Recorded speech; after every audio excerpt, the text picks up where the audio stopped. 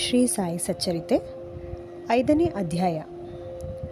ಶ್ರೀ ಸಾಯಿಬಾಬಾರವರು ಚಾಂದ್ ಪಾಟೀಲರ ಮದುವೆ ನಿಬ್ಬಣದ ಜೊತೆಯಲ್ಲಿ ಬಂದ ಬಗೆ, ಸುಸ್ವಾಗತ, ಮಹಾಯೋಗಿಗಳ ಸಂಪರ್ಕ, ಅವರ ಉಡಿಗೆ ತೊಡಿಗೆ, ನಿತ್ಯ ಜೀವನ, ಪಾದುಕೆಗಳ ಕತೆ, ಮೊಹದ್ದೀನ್ರವರೊಡನೆ ಕುಸ್ತಿ, ಅವರ ಜೀವನದ ಬದಲಾವಣೆ, ನೀರನ್ನು ಎಣ್ಣೆಯಾಗಿ ಪರಿವರ್ತಿಸಿದ ಬಗೆ, ಕಪಟ ಗುರು ಜಹ್ವಾರಾಲಿ. ಚಾಂದ್ ಪಾಟೀಲರ ಮದುವೆ ನಿಬ್ಬಣದ ಜೊತೆಯಲ್ಲಿ ಬಾಬಾರವರು ಹಿಂತಿರುಗಿದುದು.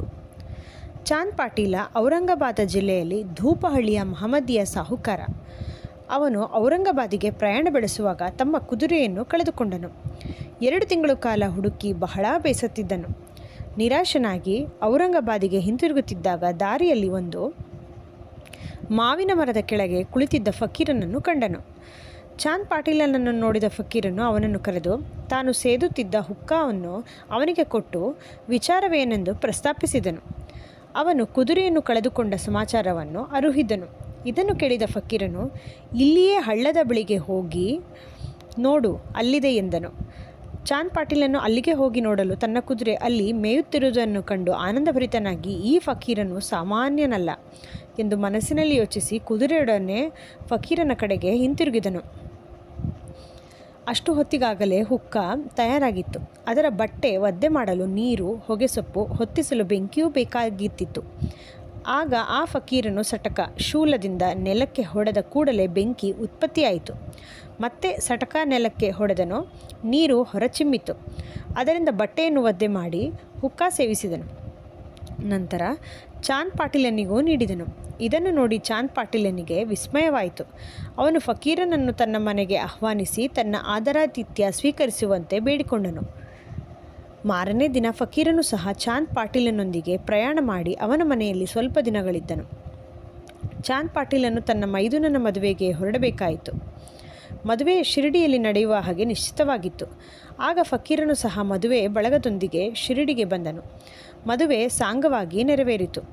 ಬೀಗರೆಲ್ಲರೂ ಹಿಂತಿರುಗಿದರು. ಆದರೆ ಫಕೀರನು ಮಾತ್ರ ಶಿರಡಿಯಲ್ಲಿಯೇ ಉಳಿದನು. ಫಕೀರನಿಗೆ ಸಾಯಿ ಎಂಬ ಹೆಸರು. ಮದುವೆ ನಿಬ್ಬಣದವರು ಖಂಡೋಬಾ ದೇವಸ್ಥಾನದ ಬಳಿ ಇದ್ದ ಭಗತ್ ಮಾಳಸಾಪತಿಯವರ ಹೊಲದ ಬಳಿ ಬಂದರು.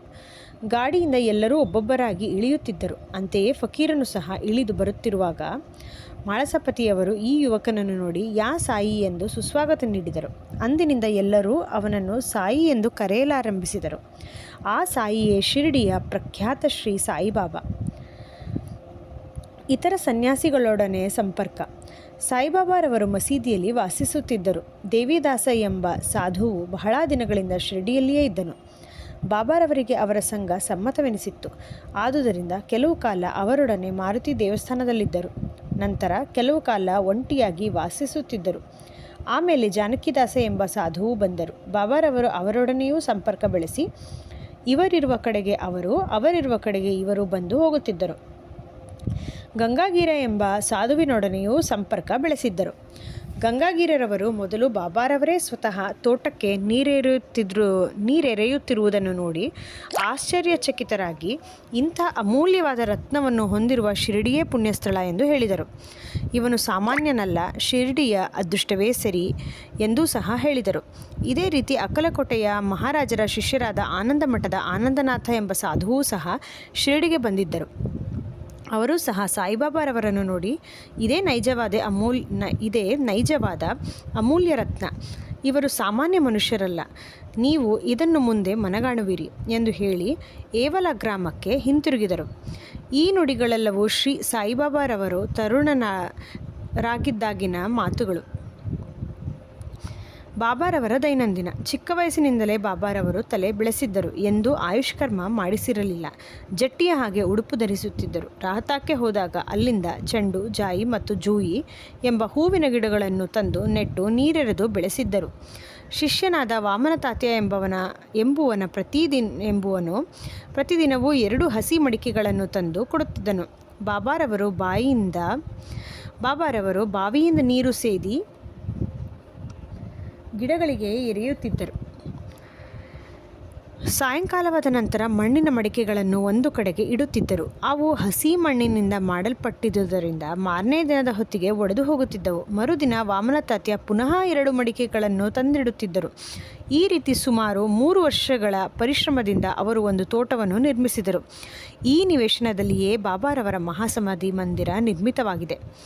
ಬೇವಿನ ಮರದ ಬುಡದಲ್ಲಿರುವ ಪಾದುಕೆಗಳು.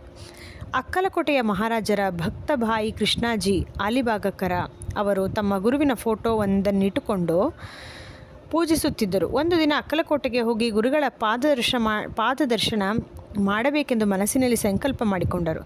ಆದರೆ ಅಲ್ಲಿಗೆ ಹೋಗುವ ಮುನ್ನವೇ ಅಕ್ಕಲಕೋಟೆ ಮಹಾರಾಜರು ಕನಸಿನಲ್ಲಿ ಕಾಣಿಸಿಕೊಂಡು, ಈಗ ನನ್ನ ವಿಶ್ರಾಂತಿ ಸ್ಥಳ ಶಿರಡಿ, ನೀನು ಅಲ್ಲಿಗೆ ಬಂದು ಪೂಜೆ ಮಾಡು ಎಂದರು. ಆಗ ಅವರು ತಮ್ಮ ನಿರ್ಧಾರವನ್ನು ಮಾರ್ಪಡಿಸಿಕೊಂಡು ಶಿರಡಿಗೆ ಬಂದು ಅಲ್ಲಿ 6 ತಿಂಗಳು ನೆಲೆಸಿ ಶ್ರೀ ಬಾಬಾರವರ ಸೇವೆ ಮಾಡಿದರು. ಈ ಸ್ಮಾರಕವಾಗಿ ಭಾಯಿ ಕೃಷ್ಣಾಜಿ ಅವರು ಪಾದುಕೆಗಳನ್ನು ತಯಾರಿಸಿ ಅಲ್ಲಿ ಪ್ರತಿಷ್ಠಾಪನೆ ಮಾಡಿದರು. ಇದು ನಡೆದದ್ದು ಸುಮಾರು 1912ರಲ್ಲಿ. ಪೂಜೆ ಮಾಡಲು ಒಬ್ಬ ಬ್ರಾಹ್ಮಣನನ್ನು ನೇಮಿಸಿದರು. ಅದರ ಮೇಲ್ವಿಚಾರಣೆಯನ್ನು ಭಕ್ತರಾದ ಸಗುಣರವರಿಗೆ ವಹಿಸಿದರು. ಕಥೆಯ ವಿವರ ಈ ರೀತಿ ಇದೆ. ಇದನ್ನು ಸಾಯಿಲೀಲಾ 2ನೇ ಸಂಗ್ರಹದ 1ನೇ ಸಂಚಿಕೆ 25ನೇ ಪುಟದಲ್ಲಿ ಕಾಣಬಹುದು. 1912ರಲ್ಲಿ ಡಾಕ್ಟರ್ ರಾಮರಾವ ಕೋಠಾರೆ ಎಂಬವರು ಬಾಬಾರವರ ದರ್ಶನ ಪಡೆಯಬೇಕೆಂದು ಶಿರಡಿಗೆ ಬಂದರು. ಅವರ ಕಾಂಪೌಂಡರ ಮತ್ತು ಸ್ನೇಹಿತರಾದ ಶ್ರೀ ಭಾಯಿ ಕೃಷ್ಣಾಜಿ ಅಲಿಬಾಗಕರರವರು ಅವರೊಡನೆ ಬಂದಿದ್ದರು. ಕಾಂಪೌಂಡರ ಭಾಯಿ ಕೃಷ್ಣಾಜಿ ಶ್ರೀ ಸಗುಣ ಮೇರುನಾಯಕ ಮತ್ತು ಶ್ರೀ ಜಿ.ಕೆ. ದೀಕ್ಷಿತ ಅವರು ಆಪ್ತ ಸ್ನೇಹಿತರುಗಳಾಗಿದ್ದರು. ಇವರು ಕಲಿತು ಅನೇಕ ವಿಚಾರಗಳನ್ನು ಪ್ರಸ್ತಾಪಿಸುತ್ತಿರುವಾಗ ಸಾಯಿಬಾಬಾರವರು ಮೊದಲು ಶಿರಡಿಗೆ ಬಂದ ಗುರುತಿಗಾಗಿ ಪವಿತ್ರವಾದ ಬೇವಿನ ವೃಕ್ಷದ ಕೆಳಗೆ ಒಂದು ಸ್ಮಾರಕವನ್ನು ನಿರ್ಮಿಸಬೇಕೆಂದು ನಿಶ್ಚಯಿಸಿದರು. ಸ್ಮಾರಕದ ಸಂಕೇತ ಪಾದುಕೆಗಳೆಂದು ತೀರ್ಮಾನಿಸಿ ಅವುಗಳನ್ನು ಒಂದು ಶಿಲೆಯಲ್ಲಿ ಮಾಡಿಸಬೇಕೆಂಬ ನಿರ್ಧಾರಕ್ಕೆ ಬಂದರು. ಕೋಠಾರೆಯವರು ಸ್ನೇಹಿತರಾದ ಕಾಂಪೌಂಡರ್ ಅವರು ಈ ವಿಚಾರವನ್ನು ಡಾಕ್ಟರ್ ರಾಮರಾವ ಕೋಠಾರೆಯವರಿಗೆ ತಿಳಿಸಿದರೆ ಅವರು ಒಳ್ಳೆಯ ಪಾದುಕೆಗಳನ್ನು ಮಾಡಿಸುತ್ತಾರೆಂದು ಹೇಳಿದರು. ಸರ್ವರು ಸಮ್ಮತಿಸಿದ ನಂತರ ಡಾಕ್ಟರ್ ಕೋಠಾರೆಯವರಿಗೆ ಈ ವಿಷಯ ತಿಳಿಸಿದರು. ಅವರೇ ಸ್ವತಃ ಶಿರಡಿಗೆ ಬಂದು ತಾವು ಹಾಕಿದ ಯೋಜನೆಯ ನಕಲನ್ನು ಶ್ರೀ ಉಪಾಸನಿ ಮಹಾಜನಿಯವರಿಗೆ ತೋರಿಸಿದರು. ಅವರು ಅದಕ್ಕೆ ಕೆಲವು ತಿದ್ದುಪಡಿಗಳನ್ನು ಸೂಚಿಸಿದರು. ಅದರಲ್ಲಿ ಕಮಲ ಪುಷ್ಪವನ್ನು ಕೆತ್ತಿ ಶಂಖ ಮತ್ತು ಚಕ್ರ ಇತ್ಯಾದಿಗಳನ್ನು, ಬೇವಿನ ಮರದ ಶ್ರೇಷ್ಠತೆ ಮತ್ತು ಬಾಬಾರವರ ಮಹಿಮೆಯನ್ನು ಕುರಿತಾದ ಈ ಶ್ಲೋಕವನ್ನು ಕೆತ್ತಿಸಲು ಸಲಹೆ ನೀಡಿದರು. ಸದಾ ನಿಂಬವೃಕ್ಷಸ್ಯ ಮೂಲಾಧಿವಾಸಾತ್ ಸುಧಾ ಸ್ರಾವಿಣಂ ತಿಕ್ತಮಪ್ಯ ಪ್ರಿಯತಂ ತರುಂ ಕಲ್ಪವೃಕ್ಷಾಧಿಕಂ ಸಾಧಯಂತಂ ನಮಾಮೀಶ್ವರಂ ಸದ್ಗುರುಂ ಸಾಯಿನಾಥಂ. ಅರ್ಥ: ದೇವ ಕಲ್ಪವೃಕ್ಷಕ್ಕೂ ಮಿಗಿಲಾದ ಆ ಬೇವಿನ ಮರದ ಬುಡದಲ್ಲಿ ಕುಳಿತಿರುವುದರಿಂದಲೇ ಅದರಿಂದ ಬರುವ ಕಹಿ ರಸಕ್ಕೆ ಬದಲಾಗಿ ಅಮೃತವು ಸುರಿಯುವಂತೆ ಮಾಡಿರತಕ್ಕ ಪರಮೇಶ್ವರನೇ ನೀನಾಗಿರುವೆ. ನಿನಗೆ ನಮಸ್ಕಾರಗಳು. ಬೇವಿನ ಮರದ ರಸವೇ ಅಮೃತ, ಏಕೆಂದರೆ ಅದಕ್ಕೆ ಸರ್ವ ರೋಗಗಳನ್ನು ವಾಸಿ ಮಾಡುವ ಗುಣವಿದೆ. ಉಪಾಸನಿಗಳವರ ಮೇಲಿನ ಸಲಹೆಯನ್ನು ಒಪ್ಪಿಸಿಕೊಂಡು ಅದೇ ರೀತಿ ಪಾದುಕೆಗಳನ್ನು ಮಾಡಿಸಿ ಮುಂಬಯಿಯ ಕಾಂಪೌಂಡರ್ ಅವರೊಡನೆ ಶಿರಡಿಗೆ ಕಳುಹಿಸಿದರು. ಬಾಬಾರವರು ಅವುಗಳನ್ನು ಶ್ರಾವಣ ಶುದ್ಧ ಪೂರ್ಣಿಮೆಯ ದಿನ ಪ್ರತಿಷ್ಠಾಪಿಸಬೇಕೆಂದು ತಿಳಿಸಿದರು. ಆ ದಿವಸ 11 ಗಂಟೆಗೆ ಸರಿಯಾಗಿ ಶ್ರೀ ಜಿ.ಕೆ. ದೀಕ್ಷಿತರು ಪಾದುಕೆಗಳನ್ನು ಸಕಲ ರಾಜ ಮರ್ಯಾದೆಗಳಿಂದ ಖಂಡೋಬ ದೇವಸ್ಥಾನದಿಂದ ದ್ವಾರಕಾಮಾಯಿಗೆ ತಂದರು. ಬಾಬಾರವರು ಅವುಗಳನ್ನು ಸ್ಪರ್ಶಿಸಿ, ಇವು ಆ ಪರಮಾತ್ಮನ ಚರಣಾರವಿಂದಗಳು, ಇವುಗಳನ್ನು ಬೇವಿನ ಮರದಡಿಯಲ್ಲಿ ಪ್ರತಿಷ್ಠಾಪಿಸಿ ಎಂದರು. ಇದಕ್ಕೆ ಹಿಂದಿನ ದಿನ ಮುಂಬಯಿಯ ಪ್ರಶ್ತಾ ಸೇಠ ಎಂಬುವರು 25 ರೂಗಳನ್ನು ಕಳುಹಿಸಿದ್ದರು. ಬಾಬಾರವರು ಅವುಗಳನ್ನು ಪಾದುಕಾ ಪ್ರತಿಷ್ಠಾಪನೆ ಖರ್ಚಿಗೆ ಕೊಟ್ಟರು. ಅದರ ಜೊತೆಗೆ ಚಂದಾ ಹಣದಿಂದ 75 ರೂಗಳನ್ನು ಸೇರಿಸಿ ಒಟ್ಟು 100 ರೂಗಳನ್ನು ಸಮಾರಂಭಕ್ಕೆ ಉಪಯೋಗಿಸಲಾಯಿತು. ಮೊದಲ 5 ವರ್ಷಗಳವರೆಗೆ ಶ್ರೀ ದೀಕ್ಷಿತರು, ನಂತರ ಲಕ್ಷ್ಮಣ ಕಾಚೇಶ್ವರರು ಪೂಜಾವಿಧಿಗಳನ್ನು ನೆರವೇರಿಸುತ್ತಿದ್ದರು. ಮೊದಲು 5 ವರ್ಷಗಳ ದೀಪದ ಖರ್ಚಿಗೋಸ್ಕರ ಡಾಕ್ಟರ್ ಕೋಠಾರೆಯವರು ಪ್ರತಿ ತಿಂಗಳು 3 ರೂಗಳನ್ನು ಕಳುಹಿಸುತ್ತಿದ್ದರು ಮತ್ತು ಪಾದುಕೆಯ ಸುತ್ತ ನೆಡಲು ಕಂಬಗಳನ್ನು ಕಳುಹಿಸಿದರು. ಮೇಲ್ಛಾವಣಿಯ ಖರ್ಚನ್ನು ಶ್ರೀ ಸಗುಣಮೇರು ನಾಯಕರವರು ವಹಿಸಿಕೊಂಡರು. ನಂತರ ನಾನಾ ಚೋಪದಾರರವರಿಂದ ಪೂಜೆಯು, ಶ್ರೀ ಸಗುಣಮೇರು ನಾಯಕರವರಿಂದ ಪ್ರತಿದಿನ ಸಾಯಂಕಾಲ ನೈವೇದ್ಯ ಅರ್ಪಣೆ ಮತ್ತು ಆರತಿಯು ನಡೆಯ ಹತ್ತಿದವು. ಬಾಯಿ ಕೃಷ್ಣಾಜಿಯವರು ಮೊದಲು ಅಕ್ಕಲಕೋಟೆ ಮಹಾರಾಜರ ಭಕ್ತರಾಗಿದ್ದರು. ಪಾದುಕಾ ಪ್ರತಿಷ್ಠಾಪನಾ ಸಂದರ್ಭದಲ್ಲಿ 1912ರಲ್ಲಿ ಶಿರಡಿಗೆ ಬಂದರು. ಬಾಬಾರವರ ದರ್ಶನ ಪಡೆದ ನಂತರ ಅಕ್ಕಲಕೋಟೆಗೆ ಪ್ರಯಾಣ ಮಾಡಬೇಕೆಂದಿದ್ದರು. ಹೊರಡಲು ಬಾಬಾರವರ ಅನುಮತಿ ಬೇಡಿದರು. ಆಗ ಬಾಬಾರವರು, ಅಕ್ಕಲಕೋಟೆಯಲ್ಲೇನಿದೆ, ಅಲ್ಲಿಗೇಕೆ ಹೋಗಬೇಕು? ಅಲ್ಲಿಯ ಮಹಾರಾಜನು ನಾನೇ ಇಲ್ಲಿದ್ದೀನಿ ಎಂದರು. ಇದನ್ನು ಕೇಳಿ ಬಾಯಿ ಕೃಷ್ಣಾಜಿಯವರು ಅಕ್ಕಲಕೋಟೆಗೆ ಹೋಗಲೇ ಇಲ್ಲ. ನಂತರ ಅವರು ಶಿರಡಿಗೆ ಆಗಾಗ್ಗೆ ಬಂದು ಹೋಗುತ್ತಿದ್ದರು. ಶ್ರೀ ಬಿ ವಿ ದೇವರವರು ಶ್ರೀ ಹೇಮಾಡ ಪಂತರಿಗೆ ಈ ವಿಷಯ ತಿಳಿಸಿರಲಿಲ್ಲವೆಂದು ತೋರುತ್ತದೆ. ಹಾಗೆ ತಿಳಿಸಿದ್ದ ಪಕ್ಷದಲ್ಲಿ ಸಚ್ಚರಿತೆಯಲ್ಲಿ ಹೇಮಾಡ ಪಂತರು ಈ ವಿಷಯ ನಮೂದಿಸದೇ ಇರುತ್ತಿರಲಿಲ್ಲ. ಮೊಹದ್ದೀನ್ ತಾಂಬೋಳಿಯವರೊಡನೆ ಕುಸ್ತಿ ಮತ್ತು ಅವರ ಜೀವನದಲ್ಲಿ ಬದಲಾವಣೆ. ಶಿರಡಿಯಲ್ಲಿ ಮೊಹದ್ದೀನ್ ತಾಂಬೋಳಿ ಎಂಬ ಜಟ್ಟಿ ಇದ್ದನು. ಕೆಲವು ವಿಷಯಗಳಲ್ಲಿ ಬಾಬಾರವರಿಗೂ ಅವನಿಗೂ ಒಮ್ಮತವಾಗದೆ ಇಬ್ಬರು ಕುಸ್ತಿ ಮಾಡಿದರು. ಬಾಬಾರವರು ಸೋತರು. ಅಂದಿನಿಂದ ಬಾಬಾರವರು ತಮ್ಮ ದೈನಂದಿನ ಉಡುಪನ್ನು ಬದಲಾಯಿಸಿದರು. ಒಂದು ನಿಲುವಂಗಿಯನ್ನು ಧರಿಸಿ ತಲೆಗೆ ಬಟ್ಟೆ ಸುತ್ತಿದರು. ಆಸನಕ್ಕೆ ಗೋಣಿ ಚೀಲವನ್ನು ಉಪಯೋಗಿಸಲು ಆರಂಭ ಮಾಡಿದರು. ಯಾವಾಗಲೂ ತೃಪ್ತಿಯಿಂದಿರುತ್ತಿದ್ದರು. ಯಾವಾಗಲೂ ದೊರೆತನಕ್ಕಿಂತ ಬಡತನವೇ ಮೇಲು, ದೇವರು ಯಾವಾಗಲೂ ಬಡವರ ಸಹೋದರನಾಗಿರುತ್ತಾನೆ ಎನ್ನುತ್ತಿದ್ದರು. ಗಂಗಾಗಿರ ಸಹ ಮೊದಲು ಕುಸ್ತಿ ಜಟ್ಟಿಯಾಗಿದ್ದರು. ಇದೇ ತರಹದ ಭಾವನೆ ಅವರಲ್ಲಿಯೂ ಮೂಡಿ ಸಂಸಾರವನ್ನು ತ್ಯಜಿಸಿ ಸ್ವಾನುಭವ ಪಡೆಯಲೋಸುಗ ಇದೇ ರೀತಿ ಪರಿವರ್ತನೆಯಾಗಿ ಪುಣತಾಂಬೆ ನದಿಯ ದಡದಲ್ಲಿ ಮಠವನ್ನು ಸ್ಥಾಪಿಸಿ ಶಿಷ್ಯರೊಡನೆ ಅಲ್ಲಿ ವಾಸಿಸಿದ್ದರು. ಮೊದಲು ಬಾಬಾರವರು ವಿಶೇಷವಾಗಿ ಜನರೊಡನೆ ಸೇರುವುದಾಗಲಿ ಮಾತನಾಡುವುದಾಗಲಿ ಮಾಡುತ್ತಿರಲಿಲ್ಲ. ಪ್ರಶ್ನಿಸಿದಾಗ ಮಾತ್ರ ಉತ್ತರ ಕೊಡುತ್ತಿದ್ದರು. ಬೆಳಿಗ್ಗೆ ಬೇವಿನ ಮರದ ಹತ್ತಿರವೂ, ಕೆಲವು ಸಾರಿ ಹಳ್ಳಿಯ ಹಳ್ಳದ ಸಮೀಪದಲ್ಲಿದ್ದ ಬಾಬುಲ ಮರದ ನೆರಳಿನಲ್ಲಿಯೂ ಕುಳಿತು ಕಾಲ ಕಳೆಯುತ್ತಿದ್ದರು. ಮಧ್ಯಾಹ್ನದ ಹೊತ್ತು ಕೆಲವು ದಿನ ನೀಮ್ಗಾಂವಕ್ಕೆ ಹೋಗುತ್ತಿದ್ದರು.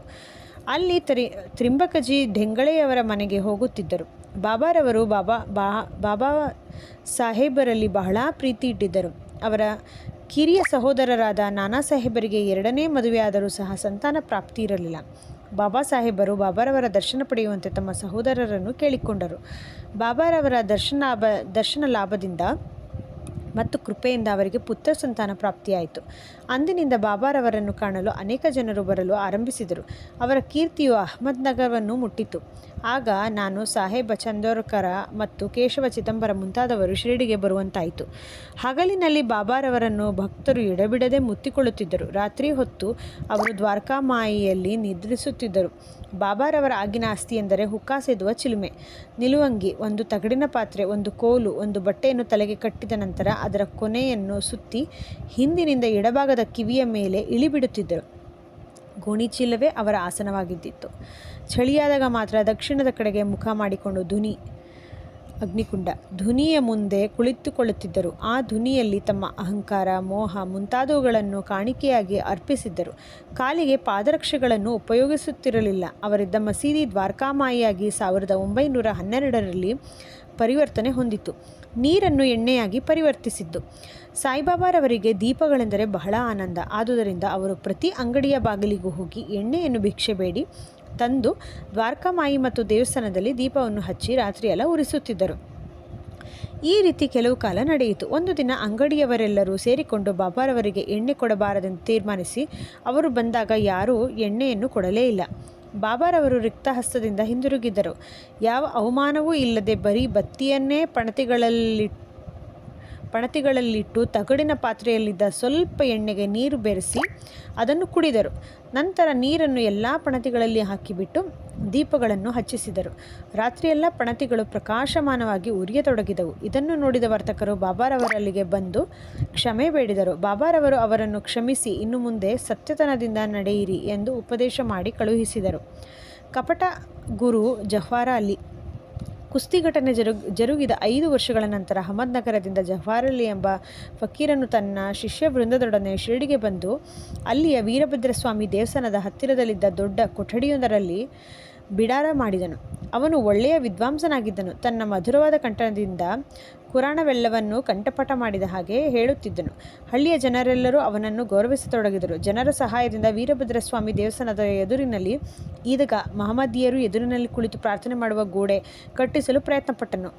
ಈ ವಿಷಯದಲ್ಲಿ ಕೆಲವರೊಡನೆ ಮನಸ್ತಾಪವಾದುದರಿಂದ ಅವನು ಶಿರಡಿಯನ್ನು ಬಿಟ್ಟು ರಹತಾಗೆ ಹೋಗಿ ನೆಲೆಸಲಾಯಿತು. ಆಗಾಗ್ಗೆ ಅವನು ಶಿರಡಿಗೆ ಬಂದು ಬಾಬಾರವರೊಡನೆ ಮಸೀದಿಯಲ್ಲಿ ತಂಗುತ್ತಿದ್ದನು. ಜನರು ಇದನ್ನು ನೋಡಿ ಬಾಬಾ ಅವನ ಶಿಷ್ಯನೆಂದು ಭಾವಿಸಿದರು, ಆದರೆ ಅವರಿಗದು ಆಕ್ಷೇಪಣೀಯವಾಗಿ ಕಂಡುಬರಲಿಲ್ಲ. ನಂತರ ಗುರು ಮತ್ತು ಶಿಷ್ಯರಿಬ್ಬರು ರಾಹತಾಕ್ಕೆ ಹೋಗಿ ನೆಲೆಸಬೇಕೆಂದು ತೀರ್ಮಾನಿಸಿದರು. ಗುರುವಿಗೆ ಶಿಷ್ಯನ ಯೋಗ್ಯತೆ ತಿಳಿದಿರಲಿಲ್ಲ, ಆದರೆ ಶಿಷ್ಯನಿಗೆ ಮಾತ್ರ ಗುರುವಿನ ಯೋಗ್ಯತೆ ತಿಳಿದಿದ್ದಿತ್ತು. ಆದರೂ ಶಿಷ್ಯನು ಅವರನ್ನು ಕೀಳಾಗಿ ಕಾಣುತ್ತಿರಲಿಲ್ಲ. ಶಿಷ್ಯನು ಗುರುವಿನ ಕೆಲಸಗಳನ್ನು ಅತಿ ಜಾಗರೂಕತೆಯಿಂದ ವೀಕ್ಷಿಸುತ್ತಿದ್ದನು. ಶಿಷ್ಯನು ಅನೇಕ ಸಲ ರಾಹತಾಕ್ಕೆ ಹೋಗುತ್ತಿದ್ದನು. ಅವರ ಮುಖ್ಯ ಸ್ಥಾನ ರಾಹತ ಆಗಿತ್ತು. ಶಿರಡಿಯ ಬಾಬಾರವರ ಭಕ್ತರಿಗೆ ಇದು ಸಮ್ಮತವಾಗಿರಲಿಲ್ಲ. ಆದ್ದರಿಂದ ಅವರೆಲ್ಲರೂ ಬಾಬಾರವರಲ್ಲಿಗೆ ಗುಂಪು ಕಟ್ಟಿಕೊಂಡು ಹೊರಟರು. ಬಾಬಾ ಅವರನ್ನು ಈದಗಾ ಹತ್ತಿರ ಸಂದರ್ಶಿಸಿದಾಗ ಅವರು, ನನ್ನ ಫಕೀರನು ಬಹಳ ಕೋಪಿಷ್ಟ. ಅವನು ಬರುವುದರೊಳಗಾಗಿ ಹಿಂತಿರುಗಿ. ಅಷ್ಟು ಹೊತ್ತಿಗೆ ಫಕೀರನು ಹಿಂದಿರುಗಿದನು. ಮಾತುಕತೆಗಳಾದವು. ಆಗ ಗುರು ಮತ್ತು ಚೇಲ ಬಾಬಾ ಇಬ್ಬರು ಶಿರಡಿಗೆ ಹಿಂತಿರುಗಬೇಕೆಂದು ತೀರ್ಮಾನವಾಯಿತು. ಆದ್ದರಿಂದ ಇಬ್ಬರು ಶಿರಡಿಗೆ ಹಿಂತಿರುಗಿದರು. ಕೆಲವು ದಿನಗಳ ನಂತರ ಶಿರಡಿಯ ದೇವಿದಾಸ ಎಂಬವನಿಂದ ಫಕೀರನು ಸೋಲಿಸಲ್ಪಟ್ಟು ಶಿರಡಿಯನ್ನು ಬಿಟ್ಟು ಓಡಿದನು. ಬಿಜಾಪುರಕ್ಕೆ ಹೋಗಿ ಕೆಲವು ಕಾಲದ ನಂತರ ಶಿರಡಿಗೆ ಬಂದು ಬಾಬಾರವರ ಮುಂದೆ ಧ್ಯಾನ ಮಾಡತೊಡಗಿದನು.